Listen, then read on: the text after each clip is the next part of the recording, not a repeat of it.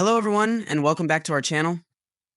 Today we're showing you how to turn off the always on display on your iPhone 16 Pro or 16 Pro Max. While this feature can be handy, it might not be for everyone, especially if you're looking to save battery life or reduce distractions. Talking about the battery life, it drains 0.8% of battery per hour, so I suggest you turning it off as there's advantage.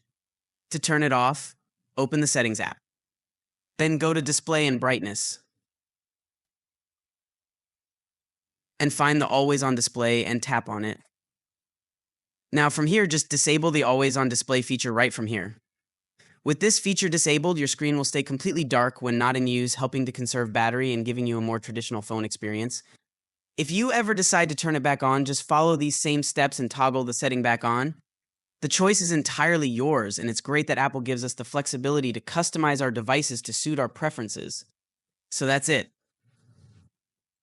If you found this video helpful, give it a thumbs up, and don't forget to subscribe to the channel and hit the notification bell so you never miss out on more tips and tricks. Thanks for watching, and I'll see you in the next video.